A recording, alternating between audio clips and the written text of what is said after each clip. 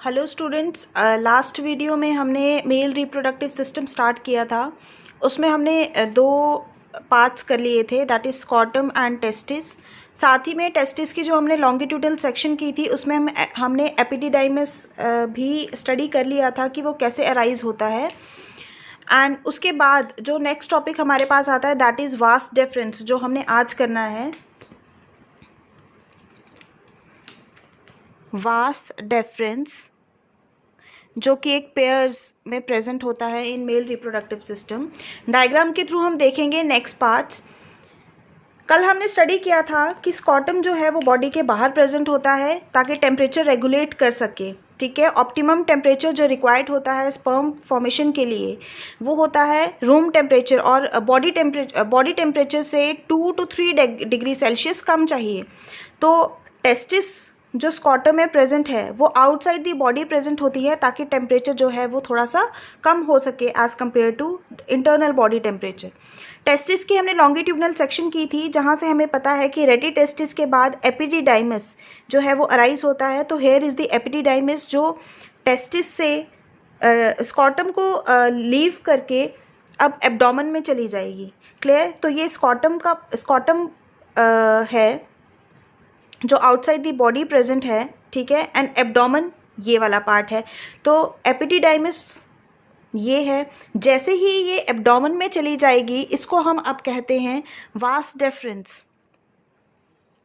ये बेसिकली एक tubular structure है जो स्पर्म्स को कैरी करेगी to different parts to leave the body through this male reproductive organ. Clear? That is present outside the body. तो वासा difference जो है जैसे ही एब्डोमेन में एंटर करेगी तो यूरिनरी ब्लैडर वहाँ पे प्रेजेंट है। It is the urinary bladder. Clear? ये यूरिनरी ब्लैडर है। तो यूरिनरी ब्लैडर के ऊपर से होकर ये इसको कवर करके वासा डिफरेंस जो है वो इस तरह से आती है। नेक्स्ट यहाँ प्रेजेंट है सेमिनल वेजिकल, जो हमने कल ग्लैंड्स पढ़े थे, मेल एसेसरी ग्लैंड्स, उसमें हमने एक ग्लैंड पढ़ा था सेमिनल वेजिकल। तो ये सेमिनल वेजिकल ग्लैंड है। इसकी डक्ट इस वास डिफरेंस से आकर मिल जाएगी, यूनाइट हो जाएगी एंड एक कॉमन डक्ट बना देंगे, ये जो आपको यहाँ रेड कलर की दिख रही है। अब इस डक्ट को हम कहते हैं ejaculatory duct. Ejaculatory TORY duct. Clear? ये कॉमन डक्ट है सेमिनल वेजिकल की डक्ट एंड वासा डिफरेंस की डक्ट जो मिलकर बना रही हैं।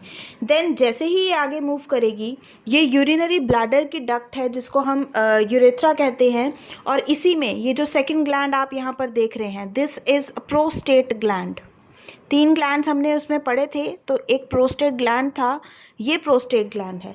इसकी डक्ट ओपन हो जाती है यूरिनरी ब्लैडर में। इसीलिए ये जो ग्रीन कलर की डक्ट आप देख रहे हैं इसको हम कहते हैं प्रोस्टेटिक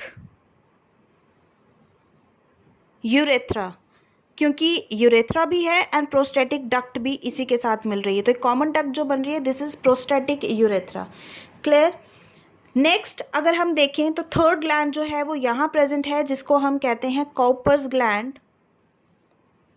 ठीक है, इसी को हम बल्बो यूरेथ्रल ग्लैंड भी कहते हैं, बल्बो यूरेथ्रल ग्लैंड। ठीक है, ये भी इस डक्ट के साथ आकर यूनाइट हो जाएगा। एंड लास्ट में जो एक कॉमन डक्ट बनती है इसे हम कहते हैं यूरिनोजेनिटल डक्ट। यूरिनोजेनिटल हम इसे इसीलिए कह रहे हैं क्योंकि इस ही डक्ट से यूरिन भी पास करेगा एंड जो स्पर्म्स यहाँ से यानी गैमेट्स जो हैं वो यहाँ से पास कर रहे हैं वो भी यहीं से पास करेंगे to expel out of the body. इसलिए यूरिन एंड गैमेट्स दोनों के लिए कॉमन डक्ट है जिसको हमने कॉमन यूरिनोजेनिटल डक्ट कहा है। अब ये डक्ट जो है ये आउटसाइड दी बॉडी ओपन होती है through a muscular organ which is called as penis. Now this organ is made up of two type of tissues which are smooth muscles, which are made up of smooth muscles. तो 2 muscles जो यहाँ पे present हैं, one is present in the outer side and other is present in the outer side. Inner side is present the corpus spongiosum muscle spongiosum. This is smooth muscle and erectile in nature, and on outside here is present corpus cavernosum. Clear? दोनों ही muscles erectile है in nature में, means जैसे ही blood circulation ज़्यादा हो जाएगी they become erect. Clear? Now ये जो front most part है कॉर्पस स्पॉन्जियोसम का, this is called as glans penis.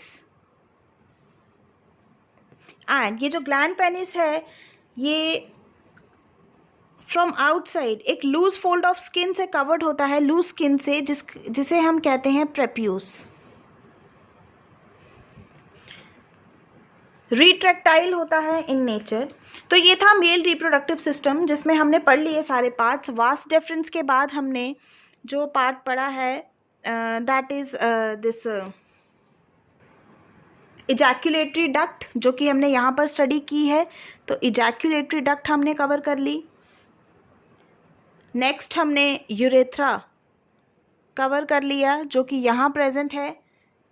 Next जो पार्ट था that is the outside organ that is penis, वो हमने कवर कर लिया है. एंड 8 जो मेल असेसरी ग्लैंड्स थे वो ग्लैंड्स भी हमने कवर कर लिए हैं. 1 is seminal vesicle, second is corpus gland and third is this prostate gland.